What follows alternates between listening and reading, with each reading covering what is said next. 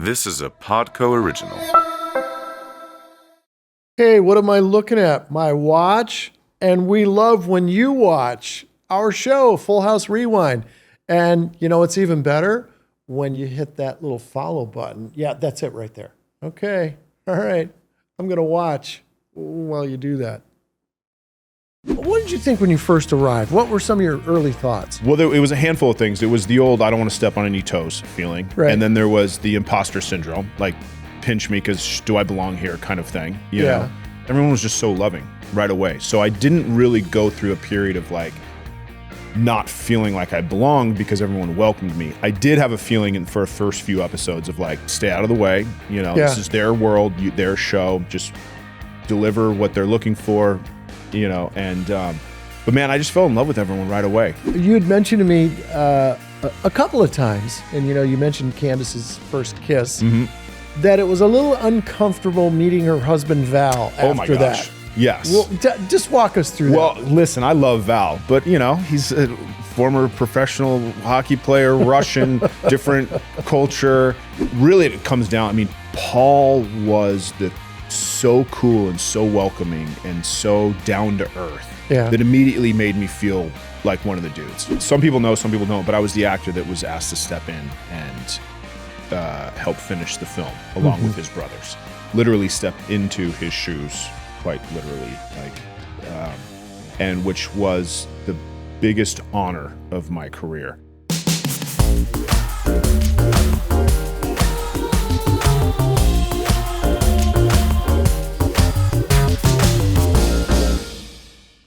Welcome to Season 2, Episode 3 of Full House Rewind. I'm your host, Dave Coulier, and our guest today is none other than John Brotherton.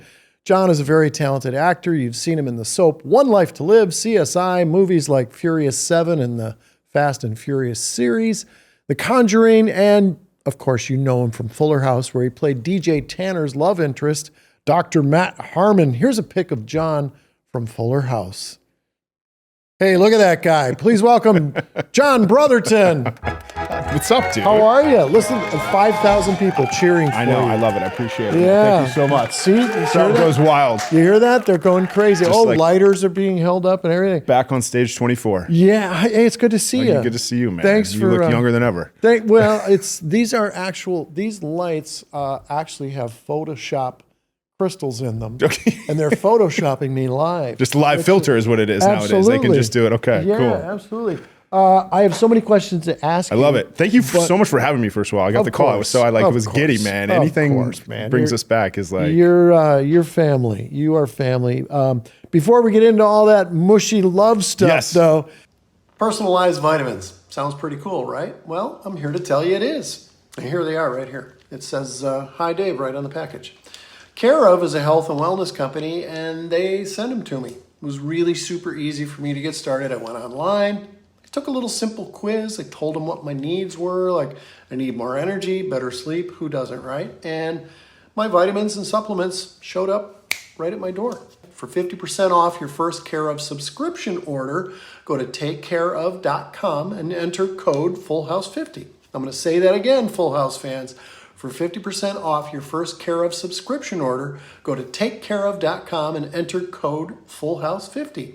I have to say, I've been taking these now for a couple of weeks, and I'm feeling better. I'd love for you to feel better too. We're going to talk a little bit about Episode 3 of Season 2, also known as Jingle Hell. Jingle Hell. And this episode was directed by Peter Baldwin and first aired on ABC on November 11th, 1988. Crazy. John, why don't you give us that little rundown of what the show's about? Let's see. Jesse and Joey form a partnership to write advertising jingles, but when they pitch a song to their first clients, they find that their styles aren't exactly in harmony. Ooh, man, it draws you in, doesn't it? Doesn't it? Just that description. We're going to describe what's happening in the episode together. I'm going to start us off, John. Season 2, Episode 3 opens with Jesse in the Pink Bunny Room composing a jingle for a tire company named Fred's Tire Town.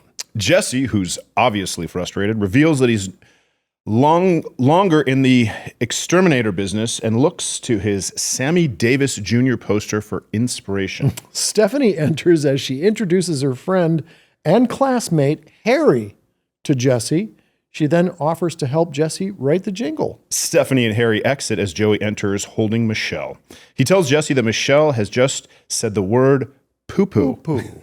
And that she's ready for potty training. Then Joey does a surfer character and suggests that Jesse should add the lyrics "totally radial" to his jingle. Well, we cut to the girls' room where Harry and Stephanie are playing. DJ enters her wearing her karate outfit and warns them to stay away from her stuff. We cut to the living room. Danny enters and shows Joey their new high-tech potty, which I thought was funny. They talk about how fast everything is happening with Michelle. Well, Jesse enters and announces that he's sold the jingle for Fred's Tire Town. As he sings the jingle, including the lyrics "totally radial," Jesse immediately credits Joey and splits the money for the jingle with him. The guys exit to the kitchen and Jesse says that the ad agency has offered him a shot at creating a national commercial for Kitty Crispy's cat food. Jesse then asks Joey if he'd like to partner with him to create the ad, and Joey accepts. All right. We go upstairs where Danny is teaching Michelle about potty training. We cut to Jesse's room where he and Joey are beginning to write the new jingle. They are both experiencing writer's block and decide to go downstairs to Joey's room to get inspired. Meanwhile, Stephanie and Harry are in the kitchen having popsicles. After one bite, they both get a brain freeze. DJ enters and tells Steph that the popsicles are hers and that she's even put her initials on the packaging. Joey and Jesse are now in Joey's room where they continue to spitball ideas for the new commercial. It's the next morning, and Jesse and Joey are at the ad agency with a room full of executives. They begin their pitch with Joey holding a cat puppet. Jesse hits play on the boombox, and their jingle music begins. As Jesse and Joey trade verses singing the jingle, Joey does choreography with the hand puppet and a trio of cat puppets in a suitcase. The song finishes with a flourish as a group of executives looking on with sullen looks on their faces. We get back to the house where Danny is talking to Michelle in the living room. Stephanie enters and tells Danny that DJ has tied all of her shoelaces together to teach her a lesson. Danny intervenes and sorts things out between the girls. Well, Jesse and Joey enter and are in a heated exchange about the failed ad pitch. Steph and DJ see the end of their argument and decide to help the guys patch things up. Danny enters and tells everyone that Michelle is about to make a major breakthrough on the potty. The girls are concerned that Jesse and Joey are going to separate as friends. They all go into the girls' room and talk about relationships and how sometimes arguments may happen along the way. Jesse reveals that he's scared about leaving his father's exterminator business and pursuing his music career. They all give Jesse a vote of confidence that he's making the right choice. And once again, Jesse and Joey become partners in their jingle writing business. They seal the deal with a handshake and a hug, and then join DJ and Steph for a tea party. Gotta finish with a hug, and that is what happens in the episode Jingle Hell.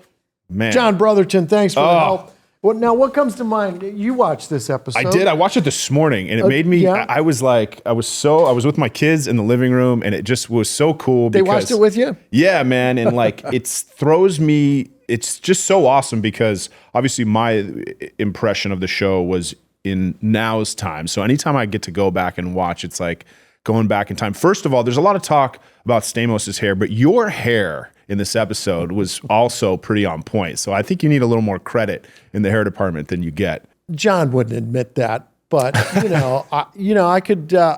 I could never give him a run for his money. No, it was pretty perfect. I'm telling you, you had the feather and the little tail in the back, the thing going. I don't know, it was looking pretty good. It was a hockey haircut. Hey, man. Hockey haircut, man. I looked like Jaromir Jagr in his young days. And the pants, I think my kids actually wear those pants now. It's like they're back in style. They are. You know what I parachutey balloon. they were. It's like cinched at the waist, but then. Now they got the high pants. Oh, yeah. Everybody's wearing the high pants. Listen, I'll take that.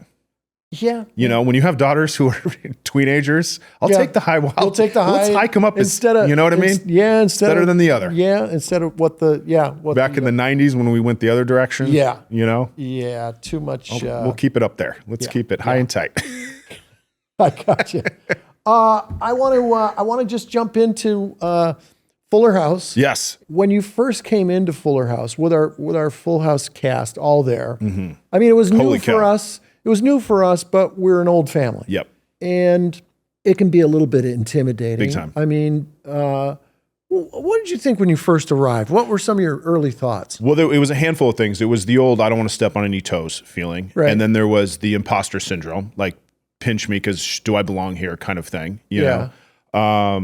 But the real key to what your guys' success, the show's success, everything is everyone was just so loving right away. So I didn't really go through a period of like not feeling like I belonged because everyone welcomed me. I did have a feeling for the first few episodes of like, stay out of the way. You know, this is their world, their show, just deliver what they're looking for, you know, and, but man, I just fell in love with everyone right away. You know, a slight confession that, you know, is that when I was younger, I didn't actually watch the show. I didn't either. Well, no, and I don't mean that in any way. It was like we had one TV in our house. There was no TiVo. I get it, sure. So if you didn't watch it live when you were growing up and it didn't happen to be the one thing, so I didn't like know, of course I knew all the characters. You guys were woven into the fabric of our childhood and pop culture. So I was well aware of everyone.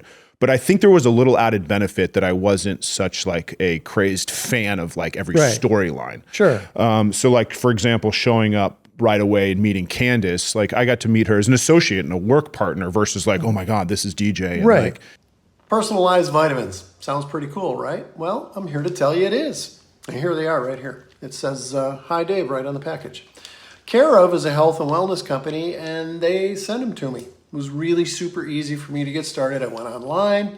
I took a little simple quiz. I told them what my needs were. Like I need more energy, better sleep. Who doesn't, right? And my vitamins and supplements showed up right at my door.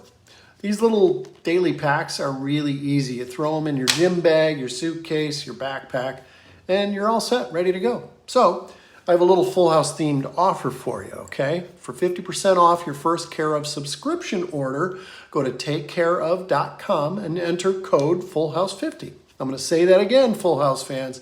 For 50% off your first Care of subscription order, go to takecareof.com and enter code FullHouse50.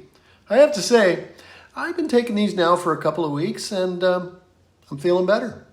I'd love for you to feel better too. and I think there was an advantage to that like I was meeting everyone as an actor for the first time. Sure. I mean, it led to the point where I remember the first time when we're in the vet clinic and we have our first kiss and she says, "Oh, my Lanta."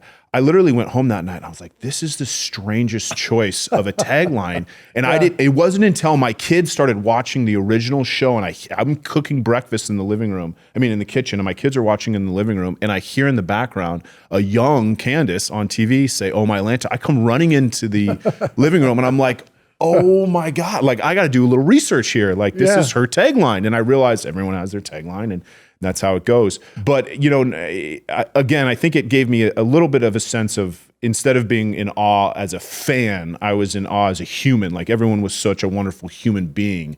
And that's what I fell in love with on set. And it put me at ease to then, you know, be welcomed in. Well, yeah, I will say this, John, you were one of those actors, and not all were like this, but you were one of those actors that came in and right away you felt like family. You felt like, oh, this guy just belongs here, you know, and it was kind of seamless, you know, which is what you want, you know, because, you know, we're already kind of established. We know, like you said, all our catchphrases. We know exactly where we're going on that set. Totally. We know our bits. We're pretty programmed at this point. And, you know, coming into that environment can be, you know, like, oh, you got to kind of learn the rhythms that everybody has. You don't know what the egos are. Totally. You don't know what somebody's idiosyncrasies are. You got me and Bob clowning around constantly, trying to make people laugh. So, but you fit right in, which was great. That's what you want. Well, I so appreciate those words. It means a lot to me because the show was the greatest experience. I do have to comment on one thing because you say you guys clowning around, because I learned so much from watching you guys. Because yes, you clown around and yes, you might play a goofy guy on television. What so impressed me about you, Dave, specifically is like what a technician you actually are. Because it looks like you're playing someone goofy, but behind that is like such a skilled craft. And I think there's a misconception when people are goofy on screen that they may not be that as sophisticated or whatever. But I remember right away learning like you're a pilot. And so that your brain works as like a technician, and watching you work, just like watching you direct, like there's such a cool craft that you apply that comes off as this like, oh, I'm just a fun goof and make everybody laugh. But it is such a skill. I mean, I was always just so impressed with your level of professionalism that comes off as goofy playtime, but it's like, oh, no. Dave's never going to miss a line. He's never going to miss a cue. He's never going to be late. Like he checks all the boxes that may be outside the goofy box in order to pull off this fun, free-spirited goofball. Well, thanks. But I don't know what John's talking about. I really don't. I really don't understand. You had mentioned to me a couple of times, and you mentioned Candace's first kiss, that it was a little uncomfortable meeting her husband Val after oh my gosh. that. Yes. Well, just walk us through that. Well, listen, I love Val, but he's a former professional hockey player, Russian, different culture. But honestly, he's such a sweetheart. And then, everyone's obvious, Candace is like, yeah, he might be dry at times or whatnot, but when you can, you get a giggle out of him here and there, and obviously huge respect for him and great dude. And that family, they're they're the cover of the magazine. Yes, you know what I mean? Yeah, they are. They're very together. And it's funny because I introduced those two, which at a hockey game. Totally. But it's not like Val would come up to you. So I see you kissing my wife. Right. I thought you were a comrade. Yeah. Totally. Yeah. No, I mean, I think he's got a great sense of humor. Yeah. But it's dry, right? It's very dry. And like the contrast of that though was Candace's dad, who was always he was like the Cheshire Cat backstage. Yeah. Which at first I didn't know, but he was always like a giggling teenager. Behind the scenes. I'll tell you, it was great to see her parents, coming back to see us again. It was just like the memories just keep kind of like, it's just a memory machine, of wow, all these years ago, I remember backstage, because Robert was always very inquisitive. He'd come up and go, I remember the first episode I directed, he goes, do you feel like you know what you're doing? I'd go, yeah, it's show night. Right, sure, certainly. I better after the past 5 days have gone by, I better know what I'm doing. He goes, well, good. And I'm like, I don't know what this is supposed to mean right now. Totally. What I always thought cool was watching, it was when her parents, Jody's parents, and Andrea's parents would all be sitting in the show, because we had kids on the show and during Fuller House, and their parents were there like sitting behind them. And it was like this like new generation of parents watching their kids, but also the older generation watching their kids who are now adults leading the show, and so proud. It was such a cool thing to see, for everyone. It was just I remember Bob, every time we were on stage, he's like, can you believe it? Lightning in a bottle twice. Yeah. Not a day went by he didn't mention that. Well, and we appreciated it. We appreciated coming back and being there. Cause they always say, oh, you can never move back home again. You can't go back home again, but we got to go back home, which was phenomenal. And to be on the same stage at Warner Brothers, I remember the first day going and seeing our set, I just started bawling my eyes out. I was like, wow, we're back home. This is crazy. It was magical. I want to shift gears. You were in the movie Furious 7. Yes. And a lot of huge stars were in that movie. I mean, it reads like a virtual Hollywood list. You got The Rock, Vin Diesel, Kurt Russell, Ludacris. And I want to talk about your buddy Paul too after this. But what was it like working with those guys? Were you hanging with those cats? It was awesome. I mean, it was what an incredible experience. It was a pinch me moment again, and it was really, I had to give James Wan credit because he directed Furious 7 and he had plucked me. He directed The Conjuring and sort of plucked me. One of those weird situations where he doesn't really have many principals to cast because cast is all coming back. Right. So I was probably one of the few principals that he was able to cast and bring along. And I owe so much to James Wan. What an amazing dude.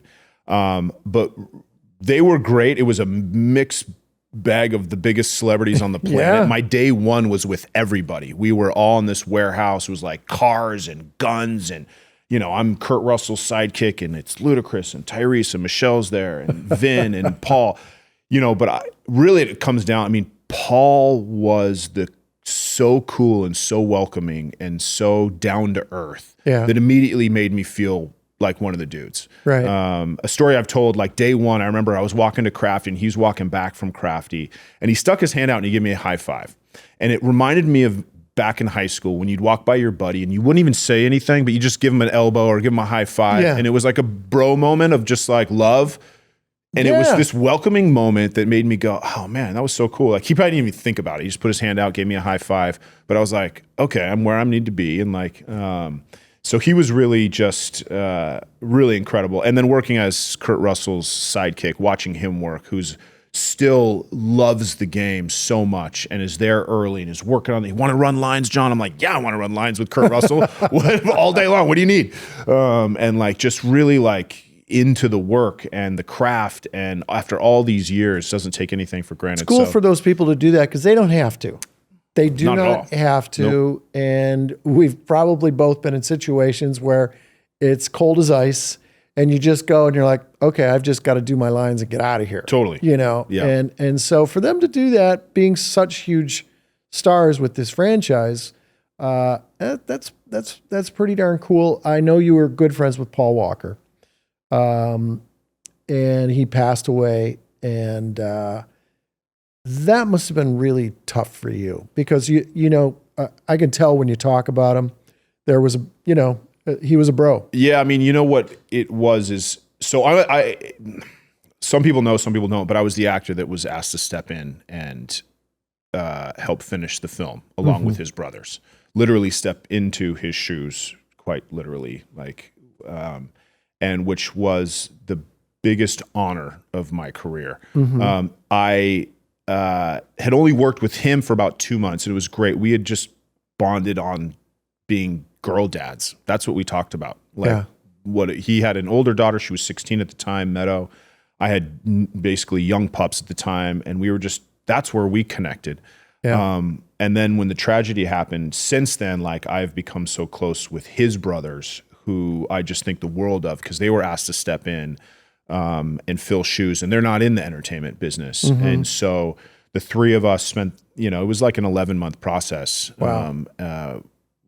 Working, and our call sign was like for Paul. It was like we wanted to do whatever we could to honor him and pull off. And I got to credit James Wan, how he tied that movie together in the end. I mean, I think the end of Furious 7 is one of the most beautiful tributes to any, and this was the first time. Now it's crazy your cell phone can do face swap, but at the time that hadn't been done.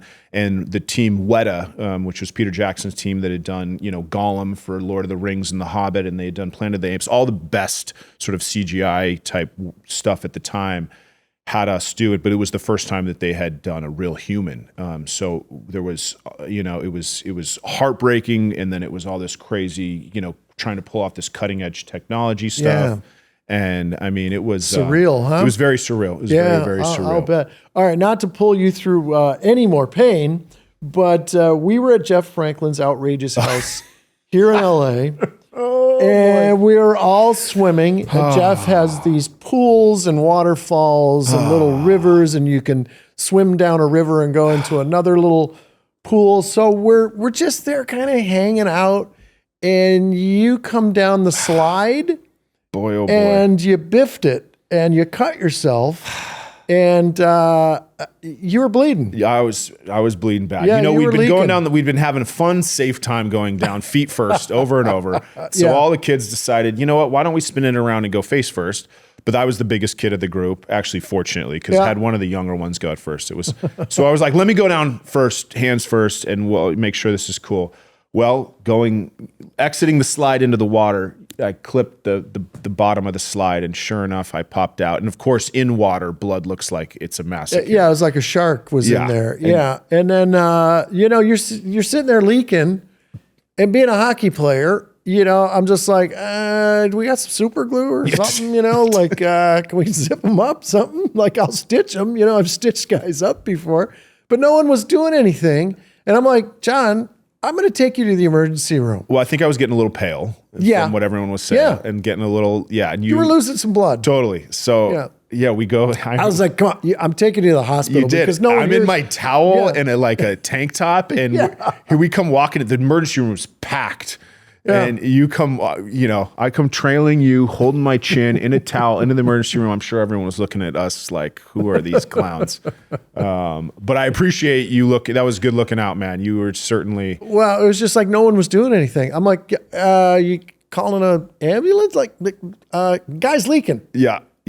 He's leaking pretty good, and he's turning like pale. I'll never forget. I had this like beautiful young doctor, and she was stitching me up from here, and she said, that's the number one place on the body that gets stitches because so many people clip their chin on whatever. And she leans over me, and she had like the exact same scar under her chin, which I have under this scruff I got right one here. too. Man, everyone's splitting it open. So thank you for that. Yeah, hockey sticks. All right, let's shift gears. Was Fuller House the first sitcom that you worked on? Had you done any sitcoms before? As a series regular, but I had done little guest spots. In fact, that's how I was frankly in the universe. I had done a guest spot on Partners, which was a Bob Boyette show that Rich Carell had directed. Oh, okay. And that same casting directors. So somehow in that process, I made some sort of impression on Bob. Right. That is, I think, what carried me, or what he's told me had carried me, that they ended up going, we got this guy who, we want to try for this character. Was it, okay, so now I got the connection. Okay, I didn't know that. That's why I'm doing this show, so I can find stuff out, so I can learn things. Was that the first live audience show that you'd done? I had done, I think, 2 others, a show called Romantically Challenged. Jimmy Burrows was director right when I first moved to LA with Alyssa Milano. That was one I had done. I think I did a pilot called The Freshman, which was a comedy about young junior congressmen. So a couple times in front of a live audience, but never like an arc, never when I was a character on the show. Yeah. And never in front of an audience quite like a Fuller House audience. Yeah, they was cuckoo. electric. They cuckoo. Cuckoo. Yeah. I always loved, and the reason for Full House that Bob Boyette and Tom Miller thought we need a live audience because we have 2 comedians on the show and they're going to want to hear the laughter. And so that was kind of a big catalyst to shooting in front of a live audience. Oh, interesting. Yeah. There's nothing better than it. I tell people to this day, if great. I could do any one job forever, it would be sitcom in front of a live audience. It's the most rewarding, wonderful experience. It is. That's great. Interaction right there. You get to hear the laughs. That's it. And they're so happy, man. Do people recognize you from Fuller House? Of course. I mean, yeah. Especially when you get outside of LA. Like we spend our summers on the Jersey Shore with my family and my in-laws. And it's like, that's our audience, right? It's families. And so that's when, I hear people yelling, DJ should have picked you, like that kind of thing. Or was the crocodile real? That, those are the ones you hear. Which it was actually, which is crazy. Do you keep in touch with anybody from Fuller House? I mean, of course, that's the beautiful thing about it, and if we haven't talked in a certain period of time, there's never you pick up right where you left off. Yeah, I know. That's amazing. That's the amazing thing. I owe Candace so much because she kind of yanked me into the Hallmark world. I know she's now gone on to start her own network. But so we had done a project together after Fuller House. She brought me over to Hallmark and, we did the Christmas contest together, and since then Hallmark's kept me around. So I, owe her so much for that, and owe her so much for all of it. She could have, day one decided this guy's not for me, and I wouldn't have hung around once. That was the crazy thing. I was supposed to. It was a 5-episode arc, right? Is what it was supposed to be. And then that first season, they said, we're going to keep you around 3 more, and then they were decided to keep me around 1 extra one, so it turned from 5 to 9. And then we got the call between seasons that they were going to keep me around. Well, when it works, it works. And chemistry is a thing that you can't really write that. It either happens on a stage or it doesn't. And if it doesn't, you're on to the next actor. Yeah. It happens. How's your family? My family's good, man. I'm so blessed. Got the girls and they're playing basketball. I got 2 young girls who are not wallflowers. They keep me, keep me young and make me old all at the same time. But they're little stud athletes, which I really enjoy because I spend my days on the sidelines which I wouldn't trade it for the world. Yeah, that's great. They're hitting their teenage They're stride. nice kids, man, and I can't believe they're teenagers because, man, they were so young. I know, running around. Holy all smokes. all they cared about was craft services. Frankly, that's why That's all I cared about. And then I know in the back lot, I used to take the kids like on the weekend, like it was our park. We'd stop by the studio. They'd run around the back lot like it was the park. It was pretty special. And well, yeah, you're a kid with free food and a park. Hey, Totally. Dad's a TV star. Yeah, that's not too bad. Not so bad. John's wife Allie was our real estate agent when we sold our house. Right? That's true. That is true. She was great. She was great. Yeah, we were she's like, killing it. why don't we use Allie? Like, and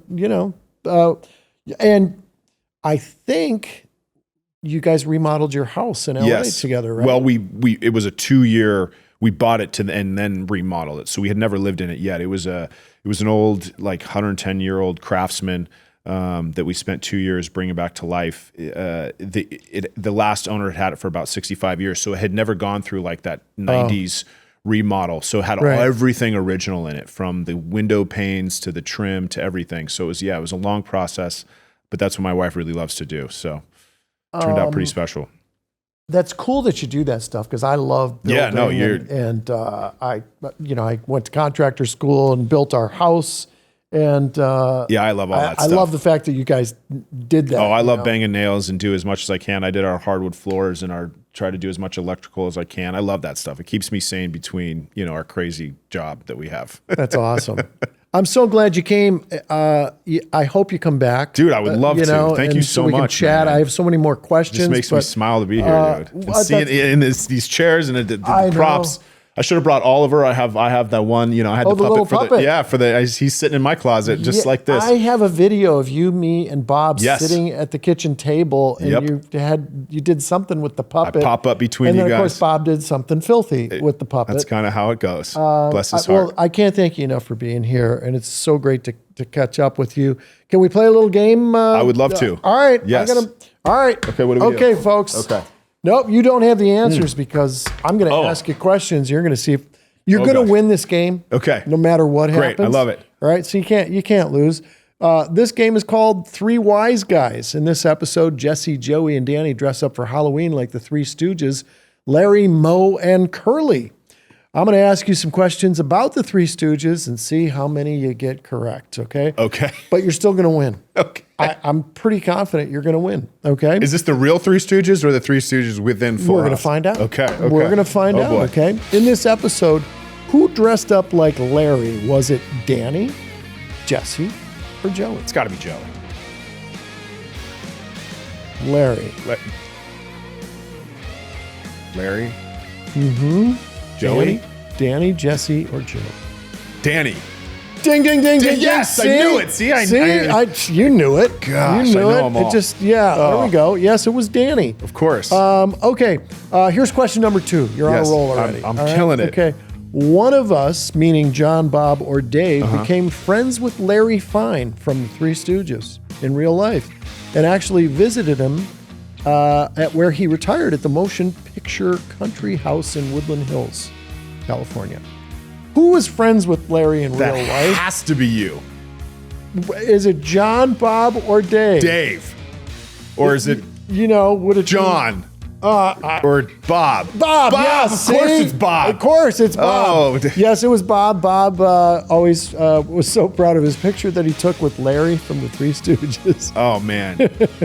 I should have, of course it's Bob, because he's friends with literally everybody. Everybody, yeah. Everybody. Yeah, I thought you'd get that one. Oh, man. Well, I mean, Bob, he's friends with everybody. That's true, but you are the Three Stooges technician.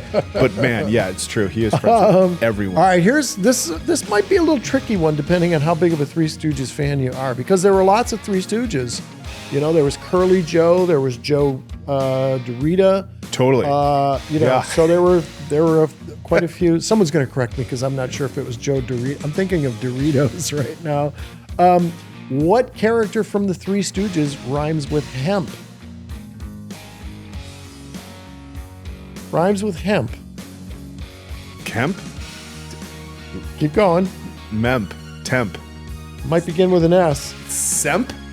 Might have an H following Shemp. it. Shemp. Yes. See. Duh. See. Totally. That's all. Shemp's.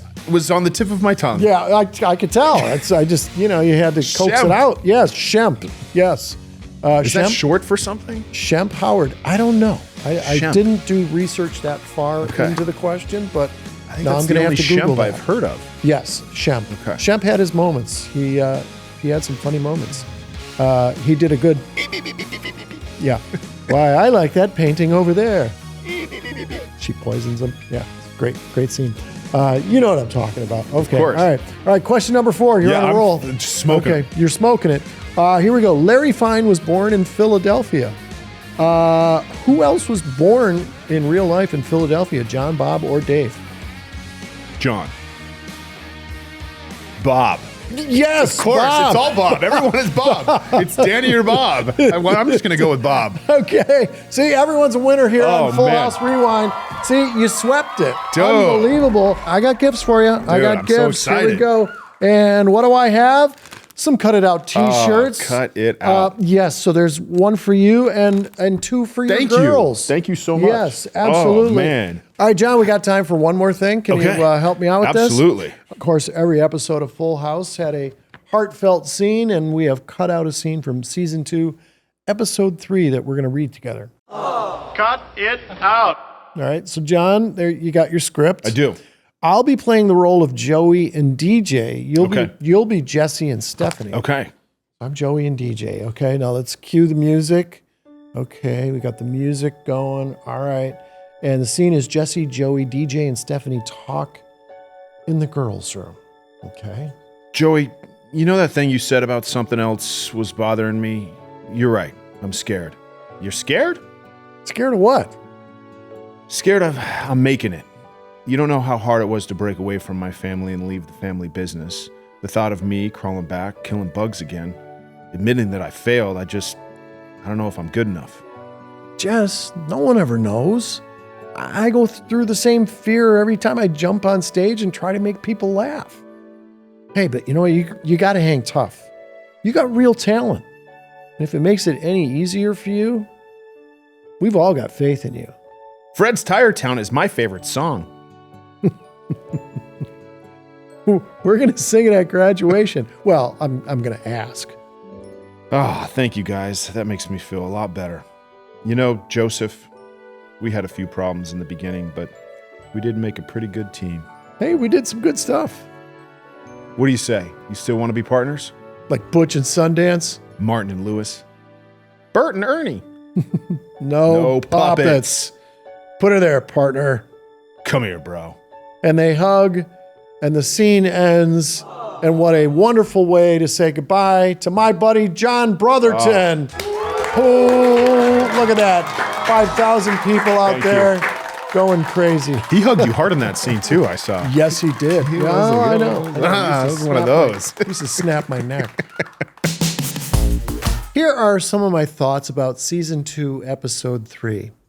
John, Bob, and I really took on the roles of the Three Stooges with our Full House characters. John could be very gruff at times and just loved slapping me in the head during scenes like he was Mo Howard. Bob could be funny as Danny Tanner in the same way that Larry Fine could. And I think that's one reason Bob and Larry became friends in real life. And I was always joking around on the set, much like Curly Howard, I guess.